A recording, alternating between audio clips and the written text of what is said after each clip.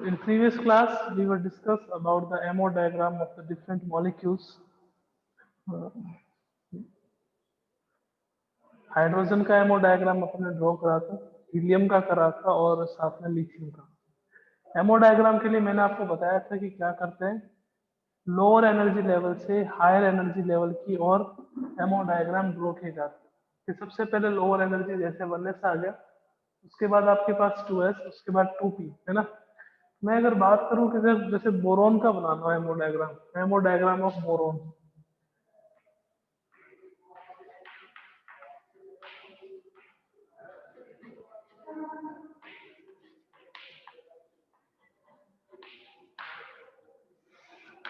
Ammo diagram of boron की बात करेंगे। बोरोन जो है उसका एटॉमिक नंबर आपके पास कितना होता है कि सर 5 होता है। कॉन्फ़िगरेशन देखेंगे 1s2, 2s2, 2p। जो इलेक्ट्रॉन्स है वो आपके पास कहाँ है, 1s में है, 1s के साथ 2s में है और 2s के साथ कहाँ है, 2p में। तो बोरोन का इलेक्ट्रॉनिक कॉन्फ़िगरेशन अपने पास आया 1s, 2s और 2p। तो इसका एमओ डायग्राम देखिएगा कि आपके पास सबसे पहले क्या रहेगा,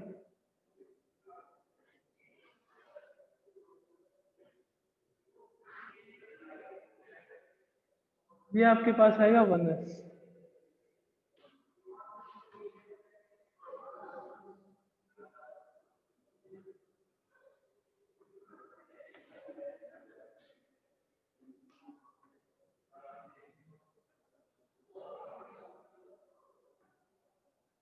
आफ्टर 1s की अगर बात करें, उसके बाद आपके पास आएगा 2s।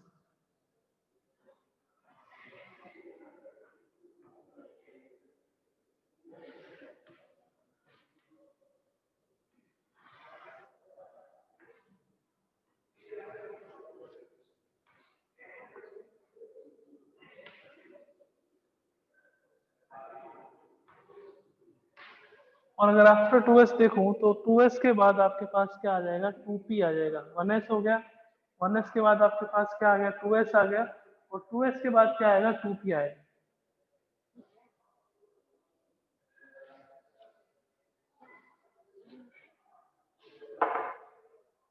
p में अपने को पता है 3 ऑर्बिटल्स होते हैं।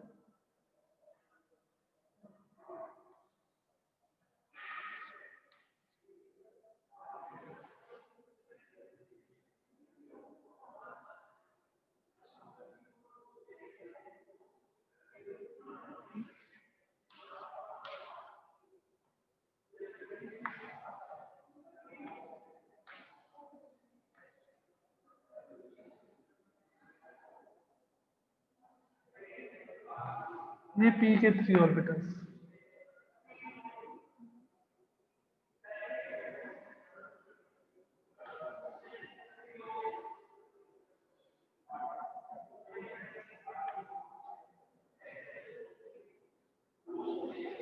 ये आपके पास हो गया 1s, ये आपके पास हो गया 2s और ये आपके पास हो गया 2। सबसे पहले अपने पास क्या आता है, 1s, because energy of 1s is lowest. 1s के बाद क्या आएगा, 2s और 2s के बाद क्या आएगा, 2p। यानी कि आप इंक्रीजिंग ऑर्डर ऑफ एनर्जी में इसको अरेंज करेंगे, 1s, 2s और आपके पास 2। ये जो है वो आपके पास होते हैं एटॉमिक ऑर्बिटल्स।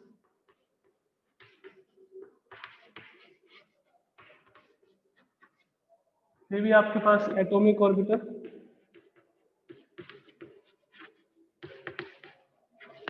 और ये आपके पास क्या होते हैं, मॉलिक्यूलर ऑर्बिटल। इसको अपन किससे रिप्रेजेंट करते हैं, सिग्मा 1s। ये आपके पास सिग्मा स्टार 1s।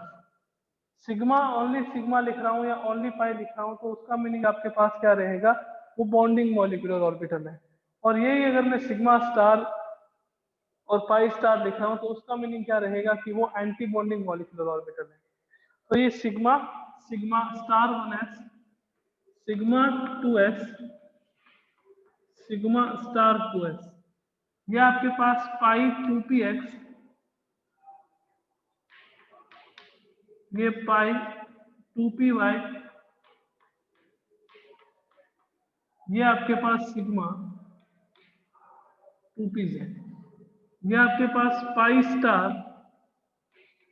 2px, ये पाई स्टार 2py, और ये आपके पास क्या रहेगा, सिग्मा स्टार 2pz। तो sigma S, sigma 2s, pi 2px, pi 2py and sigma 2pz are bonding molecular orbitals.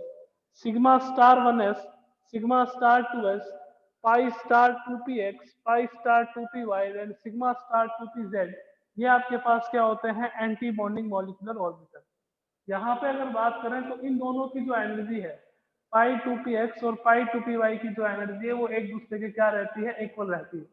और सिग्मा 2pz जो है, सिग्मा 2pz की जो एनर्जी है वो आपके पास क्या रहेगी, पाई 2px और पाई 2py से ज्यादा रहेगी। इसको अपन कहते हैं सिग्मा 2pz। अब मैं बोरॉन की बात करूं तो मैंने कहा बोरॉन का इलेक्ट्रॉनिक कॉन्फ़िगरेशन होता है 1s2, 2s2 और 2p1। तो बोरॉन मॉलिक्यूल यानी कि इस साइड तो एक बोरॉन एटम का कॉन्फ़िगरेशन लिखेंगे और इस साइड दूसरे बोरॉन के एटम का इलेक्ट्रॉनिक कॉन्फ़िगरेशन लिखेंगे। तो 1s2, 1s2, 2s2, 2s2, 2p1, ये आपके पास आएगा 2p1, 1s2, 2s2 और 2p1। अब आपको इलेक्ट्रॉन जो है वो एटॉमिक ऑर्बिटल से मॉलिक्यूलर ऑर्बिटल में फिल कर रहे हैं। तो एटॉमिक ऑर्बिटल से मॉलिक्यूलर ऑर्बिटल में फिल करेंगे तो मैंने कहा अकॉर्डिंग टू ऑक्सबो प्रिंसिपल करते हैं कि पहले इलेक्ट्रॉन आपके पास लोअर एनर्जी लेवल में जाएंगे और उसके बाद इलेक्ट्रॉन जो है वो हायर एनर्जी लेवल में जाएंगे। तो सबसे पहले इलेक्ट्रॉन कहाँ आएंगे, सिग्मा 1s में, फिर आपके पास सिग्मा स्टार 1s में, फिर सिग्मा 2s में, फिर सिग्मा स्टार 2s में। अब बात करते हैं कि पी में कहाँ जाएंगे। तो अगर मैंने कहा कि ऐसे सबशेल जिसके एक से ज्यादा ऑर्बिटल, मैंने कहा px और py दोनों की एनर्जी आपके पास क्या है, सेम है।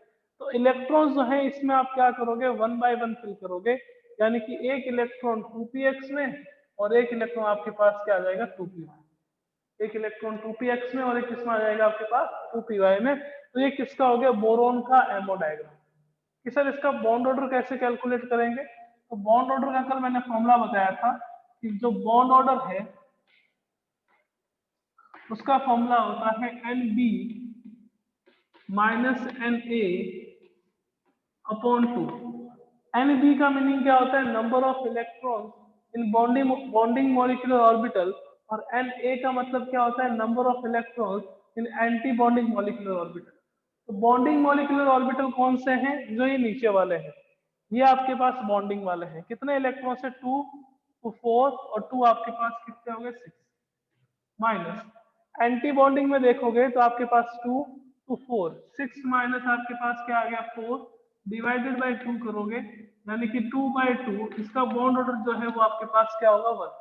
बॉन्ड ऑर्डर आपके पास 1 आ रहा है, इसका मतलब क्या हो गया कि जो बोरॉन है और बोरॉन है उसके बीच में कौन सा बॉन्ड प्रेजेंट होता है, उसके बीच में सिंगल बॉन्ड प्रेजेंट होता है।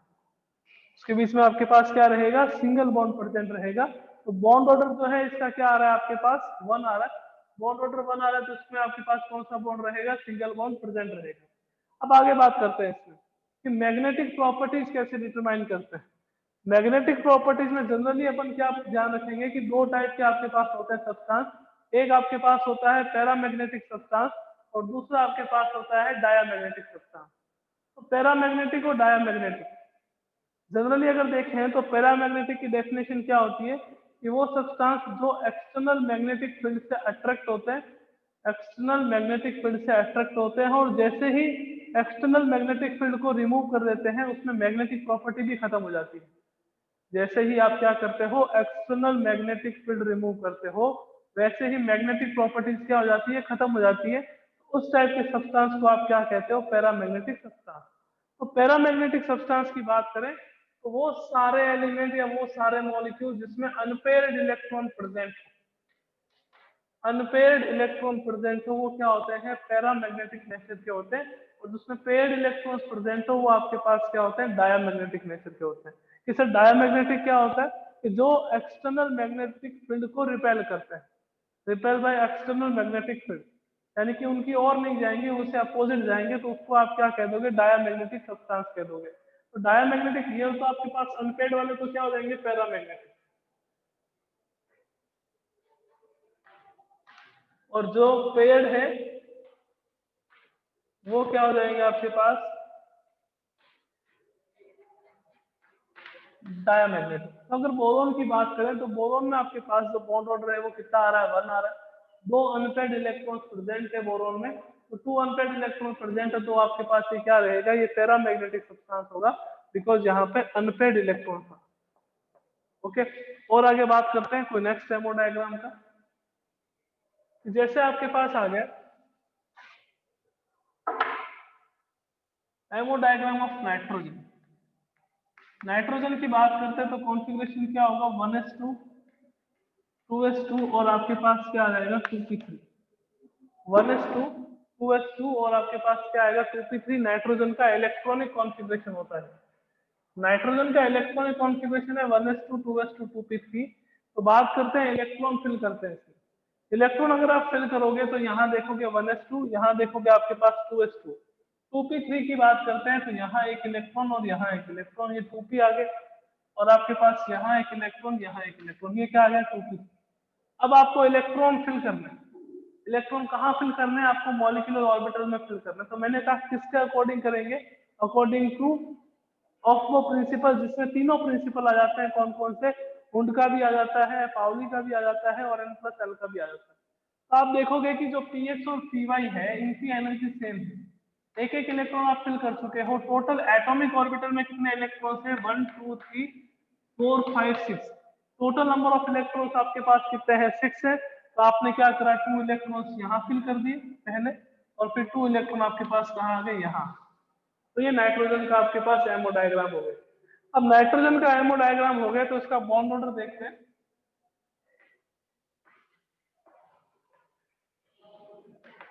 तो बॉन्ड ऑर्डर का फॉर्मूला अपने को पता है क्या है, वो है NB माइनस Na/2। NB दोबारा बताया तो क्या होता है, number of electrons in bonding molecular orbital, और Na क्या होता है, number of electrons in anti bonding molecular orbital. Number of electrons in bonding molecular orbital and anti bonding में आपके पास जो नंबर ऑफ इलेक्ट्रॉन्स होते हैं उसको आप Na से रिप्रेजेंट करते हो। तो बॉन्डिंग में देखोगे 2 4 और 6 कितने हो गए आपके पास, तो सर 10 हो गए। 2 इलेक्ट्रॉन सिग्मा 1s में, 2 इलेक्ट्रॉन सिग्मा 2s में, और 2 इलेक्ट्रॉन सॉरी 6 इलेक्ट्रॉन आपके पास यहाँ पे p वाले। तो 10 माइनस आपके पास क्या आएगा 4 अपॉन 2 करोगे तो आपके पास क्या आएगा 6/2 इक्वल्स टू क्या आएगा 3। बॉन्ड ऑर्डर आपके पास 3 आ गया। इस नाइट्रोजन मॉलिक्यूल में नाइट्रोजन और नाइट्रोजन के बीच में कौन सा बॉन्ड प्रेजेंट है, ट्रिपल बॉन्ड प्रेजेंट। नाइट्रोजन और नाइट्रोजन के बीच में कौन सा बॉन्ड होगा, ट्रिपल बॉन्ड होगा, एंड ट्रिपल बॉन्ड है। बात करें इसके इलेक्ट्रॉनिक कॉन्फ़िगरेशन की, कि इलेक्ट्रॉनिक कॉन्फ़िगरेशन कैसे लिखते हैं, इसके लिए तो देखिएगा।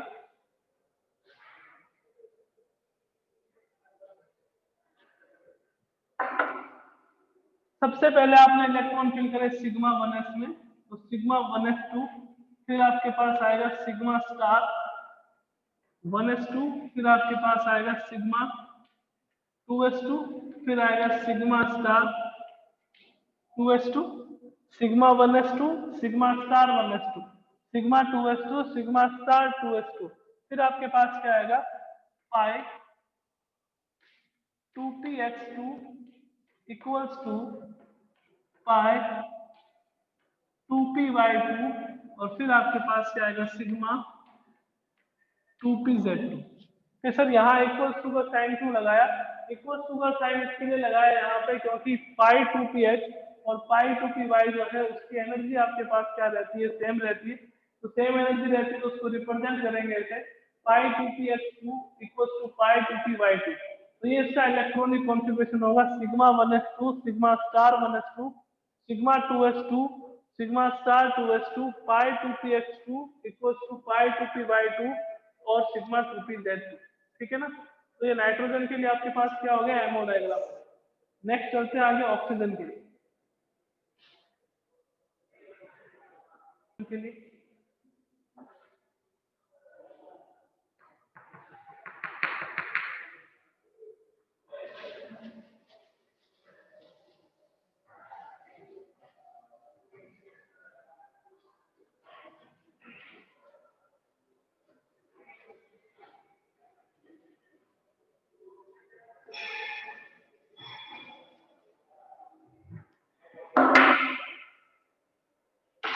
Ammo diagram of oxygen.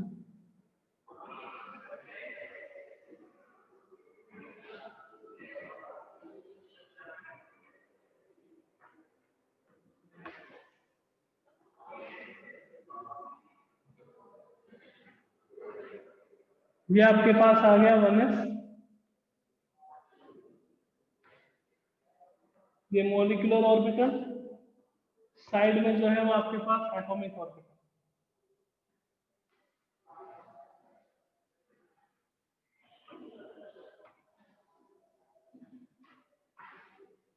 ये आपके पास आ गए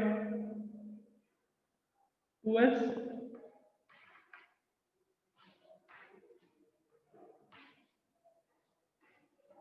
और फिर आपके पास आ जाएंगे 2p।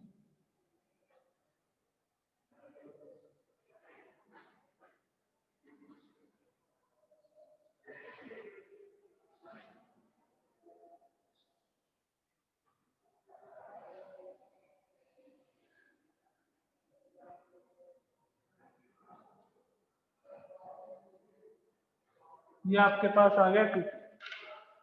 यहाँ पे और पहले वाली 2p में बहुत डिफरेंस है। किसके कारण से होता है अभी बताएंगे आपको, क्या रीजन।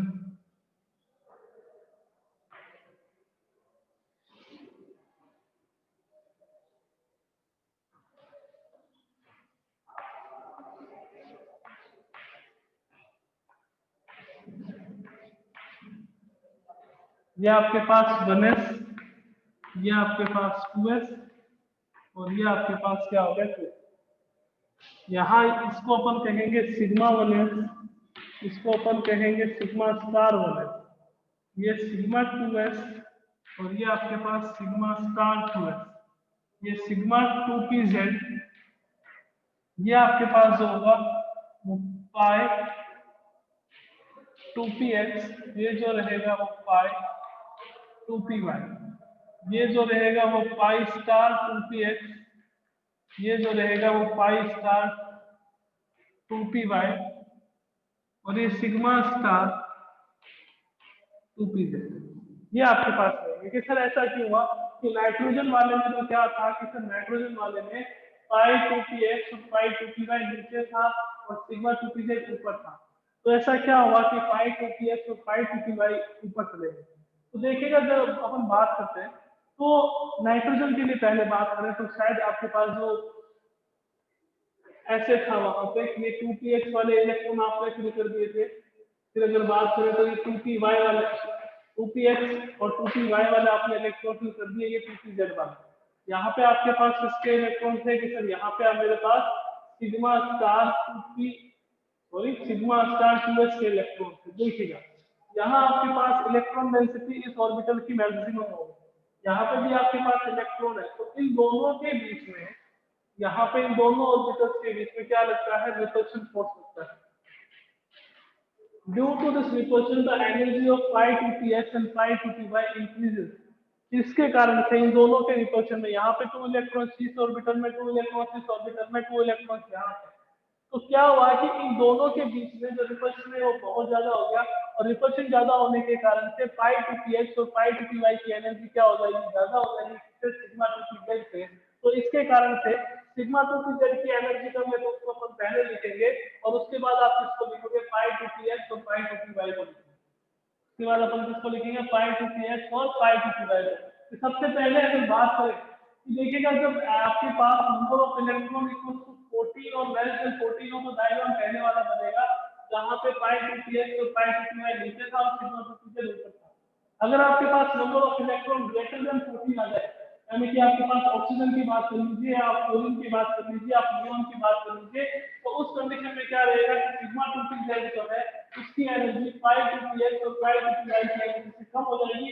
तो सिग्मा 2pz को पहले लिखेंगे और उसके बाद अपन किसको लिखेंगे पाई 2px और पाई 2py को लिखेंगे। इस तरह ऑक्सीजन की बात करो अगर क्या होगा, देखिएगा 2 इलेक्ट्रॉन आपके पास यहाँ, 2 इलेक्ट्रॉन आपके पास यहाँ 1s में, 2 इलेक्ट्रॉन 2s में, 2 इलेक्ट्रॉन आपके पास 2s में, 1 इलेक्ट्रॉन यहाँ, 1 इलेक्ट्रॉन यहाँ, 1 इलेक्ट्रॉन यहाँ और 1 इलेक्ट्रॉन। क्योंकि ऑक्सीजन का कॉन्फ़िगरेशन क्या होता है 1s2 2s2 2p4, 1 इलेक्ट्रॉन आपके पास यहाँ, 1 यहाँ, 1 यहाँ और एक 2p4। अब है मॉलिक्यूलर ऑर्बिटल में दोनों इलेक्ट्रॉन यहाँ फिल करोगे, दोनों इलेक्ट्रॉन यहाँ, यहाँ 2 इलेक्ट्रॉन और यहाँ 2 इलेक्ट्रॉन।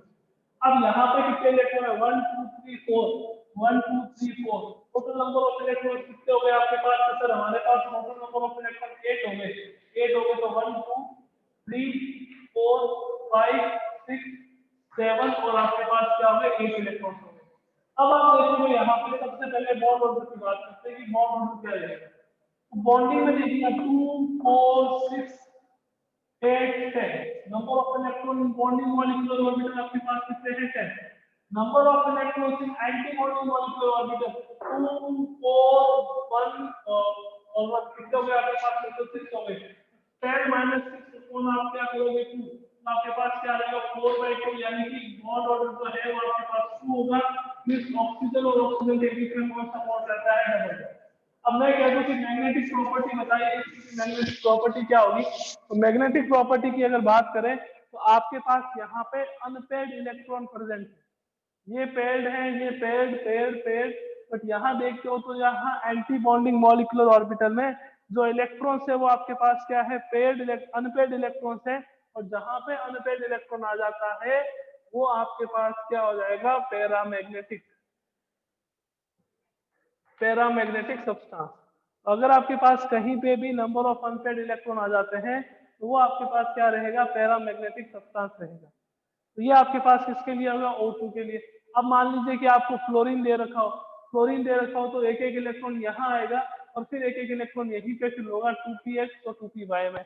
अगर आपके पास नियोन आ जाए तो यहाँ 2p6 यहाँ 2p6 और 2 इलेक्ट्रॉन कहाँ चले जाएंगे? ऊपर चले जाएंगे। तो आपको क्या पता चला कि सर इससे हमें ये पता चला magnetic property of any molecule कि अगर आपके पास अनपेयर्ड इलेक्ट्रॉन प्रेजेंट हो तो वो होगा पैरामैग्नेटिक, और अगर अनपेयर्ड इलेक्ट्रॉन प्रेजेंट नहीं हो तो वो आपके पास क्या रहेगा? डायमैग्नेटिक सब्सटेंस रहेगा। ओके, तो ऐसे ही अगर आपको कभी पूछ ले कि O2 प्लस का बताइए, O2 प्लस 2 का बताइए, तो प्लस का मीनिंग क्या हो गया? प्लस का मीनिंग होगा कि आपने एक इलेक्ट्रॉन रिमूव कर दिया। आपको कह दिया कि ऑक्सीजन है, O2 है, O2 प्लस है और O2 2 प्लस है, तो इसमें बॉन्ड ऑर्डर का ऑर्डर बताइए कि किसका बॉन्ड ऑर्डर ज्यादा होगा, किसका बॉन्ड ऑर्डर कम होगा। तो कैसे बताओगे? तो अपन देखेंगे इलेक्ट्रॉन्स को। O2 की बात करते हैं। O2 की अगर बात करेंगे तो आपके पास यहाँ बॉन्ड ऑर्डर O2 के लिए क्या था? अभी अपन ने देखा था कि O2 के लिए जो बॉन्ड ऑर्डर है वो 2 है। O2 प्लस के लिए देखते हैं। O2 प्लस का मीनिंग क्या होगा कि आपने एक इलेक्ट्रॉन कम कर दिया यहाँ से और एक इलेक्ट्रॉन आपने कम कर दिया यहाँ से, क्योंकि यहाँ आप टोटल इलेक्ट्रॉन देखो 4 और 3 कितने हो गए आपके पास? 7 इलेक्ट्रॉन हो गए। तो 1 2 3 4 5 6 और 7 इलेक्ट्रॉन। तो अब आप क्या करोगे? बॉन्ड ऑर्डर कैलकुलेट करेंगे। कैसे करेंगे? वही फॉर्मूला है number of electron in bonding molecular orbital minus number of electron in anti bonding molecular orbital. तो 2 4 और आपके पास कितने आ गए? 10 आ गए। माइनस करोगे आप 2 4 और 4 और कितने आ गए आपके पास? 5 आ गए। तो 10 माइनस 5 अपॉन 2 करेंगे आपके पास क्या रहेगा? 5/2 यानी कि 2.5। आपके पास क्या आ जाएगा? 2.5। ये अगर बात करें कि O2 2 प्लस में कितने होंगे? 2 प्लस यानी कि आप एक इलेक्ट्रॉन और रिमूव कर दीजिए यहाँ से। एक इलेक्ट्रॉन और रिमूव करोगे तो यहाँ कुछ नहीं रहेगा। तो O2 2 प्लस जो है O2 प्लस 2 जो है उसका बॉन्ड ऑर्डर आपके पास कितना आ जाएगा? 10 माइनस 4 डिवाइडेड बाई 2 तो 6/2 इसका बॉन्ड ऑर्डर आपके पास कितना आ जाएगा? 3। तो O2 प्लस 2 जो है उसका बॉन्ड ऑर्डर 3 आ रहा है, उसका आपके पास बॉन्ड ऑर्डर आपके पास 2.5 आ रहा है और O2 का आपके पास बॉन्ड ऑर्डर कितना आ रहा है? 2 आ रहा है। तो ऐसे बॉन्ड ऑर्डर कैलकुलेट कर सकते हैं। आपको कह दिया कि पैरामैग्नेटिक बताइए मैग्नेटिक स्ट्रेंथ किसकी ज्यादा होगी, तो वो आपके पास O2 की ज्यादा होगी, because number of unpaired electron O2 में क्या है? सबसे ज्यादा। उसके बाद किसमें है? O2 प्लस में। और उसके बाद किसमें? O2 प्लस 2 में। तो ऐसे करके आप किसी भी सब्सटेंस का क्या कर सकते हो? बॉन्ड ऑर्डर, सॉरी कोई भी आपके पास मॉलिक्यूल हो उसका बॉन्ड ऑर्डर कैलकुलेट कर सकते हो। उसके साथ जो है उसकी मैग्नेटिक प्रॉपर्टी को भी आप डिटरमाइन कर सकते हो कि पैरामैग्नेटिक होगा या डायमैग्नेटिक होगा। आपको इजीली पता चल जाएगा नंबर ऑफ अनपेयर्ड इलेक्ट्रॉन के बेसिस पे। ओके,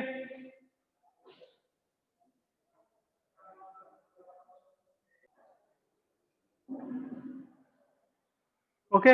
अब बॉन्ड ऑर्डर जो है वो कैलकुलेट करने की एक ट्रिक भी है कि सर क्या है, तो आइए देखते हैं, बताते हैं क्या है।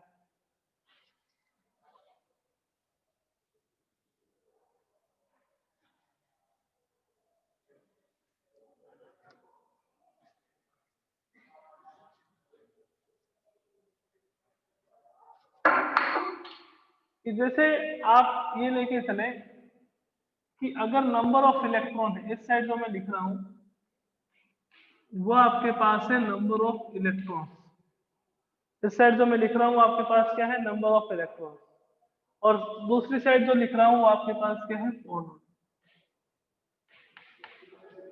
जब नंबर ऑफ इलेक्ट्रॉन्स 14 हो कोई भी मॉलिक्यूल में, जैसे N2 7 नाइट्रोजन एक के 7 दूसरे नाइट्रोजन एटम के, तो टोटल नंबर ऑफ इलेक्ट्रॉन्स कितने हो जाते हैं आपके पास, टोटल नंबर ऑफ इलेक्ट्रॉन्स हो जाते हैं 14। तो जब टोटल नंबर ऑफ इलेक्ट्रॉन्स आपके पास 14 हो तो उस समय जो बॉन्ड ऑर्डर रहता है वो आपके पास कितना रहता है, 3.0। अब यहां से आप चाहे ऊपर की तरफ जा रहे हो यानी कि 14 से कम कर रहे हो और चाहे 14 से ज्यादा कर रहे हो, बॉन्ड ऑर्डर जो है वो 0.5 से क्या होता है, डिक्रीज। कि नंबर ऑफ इलेक्ट्रॉन अगर आपके पास 15 आ जाते हैं तो बॉन्ड ऑर्डर आपके पास कितना होगा कि सर 2.5। अगर 16 आ जाते हैं तो बॉन्ड ऑर्डर आपके पास कितना होगा कि सर 2.0। 17 अगर आ जाते हैं नंबर ऑफ इलेक्ट्रॉन्स तो बॉन्ड ऑर्डर कितना होगा कि सर 1.5। अगर आपके पास नंबर ऑफ इलेक्ट्रॉन्स 18 आ जाते हैं तो बॉन्ड ऑर्डर कितना होगा आपके पास 1.0। अगर नंबर ऑफ इलेक्ट्रॉन अगर 19 आ जाते हैं तो बॉन्ड ऑर्डर आपके पास कितना होगा, 0.5। अगर नंबर ऑफ इलेक्ट्रॉन 20 में आ जाते हैं, जैसे आपके पास नियोन में आ जाए, तो बॉन्ड ऑर्डर आपके पास क्या होगा, 0। नियोन एक इनर्ट गैस है, कोई बॉन्ड का फॉर्मेशन नहीं करती, तो बॉन्ड ऑर्डर वहां पे क्या रहता है, 0 रहता है। अब इससे ऊपर की तरफ चले यानी कि 13 पे, अगर नंबर ऑफ इलेक्ट्रॉन्स 13 हो तो भी बॉन्ड ऑर्डर आपके पास कितना रहेगा, 2.5। नंबर ऑफ इलेक्ट्रॉन अगर आपके पास 12 हो तो बॉन्ड ऑर्डर कितना आएगा, 2.0। नंबर ऑफ इलेक्ट्रॉन अगर आपके पास 11 हो तो बॉन्ड ऑर्डर आपके पास कितना आ जाएगा, 1.5। नंबर ऑफ इलेक्ट्रॉन अगर 10 हो तो बॉन्ड ऑर्डर आपके पास कितना आ जाएगा, 1.0। तो ऐसे आप क्या कर सकते हो, बॉन्ड ऑर्डर देख सकते हो। ये ध्यान रखना है कि अगर नंबर ऑफ इलेक्ट्रॉन 14 हो तो उस समय जो बॉन्ड ऑर्डर है वो कितना रहेगा, 3.0 रहेगा। कि सर एनओ में बता दो कितने रहेंगे, एनओ का बॉन्ड ऑर्डर क्या रहेगा। तो नाइट्रोजन जो है वो आपके पास कितने पे आता है कि सर 7 पे आता है, तो एटॉमिक नंबर अगर 7 है तो नंबर ऑफ इलेक्ट्रॉन्स भी कितने होंगे, 7। ऑक्सीजन जो है उसका एटॉमिक नंबर 8 है, तो ऑक्सीजन का एटॉमिक नंबर 8 है तो नंबर ऑफ इलेक्ट्रॉन्स भी कितने होंगे, 8। तो टोटल इलेक्ट्रॉन देख लीजिए वो आपके पास कितने आ रहे हैं, 15। टोटल नंबर ऑफ इलेक्ट्रॉन 15 आ रहे हैं, मतलब आपके पास बॉन्ड ऑर्डर क्या रहेगा इसका, 2.5 रहेगा। बॉन्ड ऑर्डर आपके पास कितना रहेगा, 2.5। कोई भी आपके पास हेट्रोएटॉमिक मॉलिक्यूल हो, हेट्रोएटॉमिक मॉलिक्यूल का मीनिंग क्या हो गया कि अगर आपके पास डिफरेंट टाइप के एटम प्रेजेंट हो, लाइक जैसे यहाँ पे नाइट्रोजन और ऑक्सीजन है, ऐसे ही आपके पास मान लीजिए कि NO प्लस आ गया, उसका बॉन्ड ऑर्डर कितना होगा, तो देखिएगा 7 प्लस 8 माइनस 1 इक्वल्स टू आपके पास 14, यानी कि बॉन्ड ऑर्डर आपके पास कितना रहेगा, 2.5। आपको कह दिया कार्बन मोनोऑक्साइड CO है, इसका बॉन्ड ऑर्डर बता दीजिए कितना होगा, तो आपके पास 6 प्लस 8 इक्वल्स टू 14 या 3.0। CO का आपके पास कितना आ जाएगा, 3.0।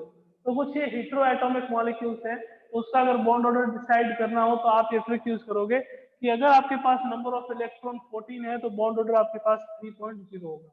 3.0 बॉन्ड ऑर्डर का मीनिंग क्या हो गया कि दो एलिमेंट के बीच में कौन से बॉन्ड का फॉर्मेशन होगा, एक ट्रिपल बॉन्ड का फॉर्मेशन होगा। तो नंबर ऑफ इलेक्ट्रॉन 14, तो बॉन्ड ऑर्डर आपके पास 3.0, यानी कि आपके पास जो बॉन्ड है वो एक ट्रिपल बॉन्ड का फॉर्मेशन होगा। अब जैसे जैसे बॉन्ड ऑर्डर आपके पास इंक्रीज हो रहे हैं या जैसे जैसे बॉन्ड ऑर्डर डिक्रीज हो रहे हैं, तो आपको क्या करना है, सॉरी, जैसे जैसे नंबर ऑफ इलेक्ट्रॉन इंक्रीज हो रहे हैं और नंबर ऑफ इलेक्ट्रॉन डिक्रीज हो रहे हैं, तो बॉन्ड ऑर्डर में 0.5 का डिफरेंस रहेगा। बॉन्ड ऑर्डर में कितने का डिफरेंस रहेगा, 0.5 का। फिर जैसे 3 है तो 2.5, 2.0, 1.5, 1.0, 0.5 एंड 0। ऐसे अगर ऊपर की तरफ चले तो 2.5, 2.0, 1.5, 1.0। ऐसे अगर देखेंगे हीलियम का भी आपके पास कितना आ जाएगा, 0 आएगा, बिकॉज आपके पास वहां पे क्या है, इनर्ट गैसेज है। बेरिलियम का कल अपन ने देखा ही था, तो बेरिलियम का भी कितना आता है आपके पास, 0 आता है। तो ये बॉन्ड ऑर्डर कैलकुलेट करने के कुछ, ये कुछ एक ट्रिक है जिससे आप किसी भी मॉलिक्यूल का क्या कर सकते हो, बॉन्ड ऑर्डर कैलकुलेट कर सकते हो। ओके, तो कल नेक्स्ट क्लास में अपन मे बी कल या परसों तक ये चैप्टर जो है वो कंप्लीट हो जाएगा। उसमें कोऑर्डिनेशन बॉन्ड को थोड़ा सा एक्सप्लेन करना है और उसके बाद हाइड्रोजन बॉन्डिंग जो 2 टाइप की होती है, इंटरमोलिकुलर और इंट्रामोलिकुलर, वो एक्सप्लेन करने के बाद में अपना जो चैप्टर है वो खत्म हो जाएगा, केमिकल बॉन्डिंग। और फिर अपन आगे चलेंगे। तो मिलते हैं कल की क्लास में। Then take care and bye. Thank you so much.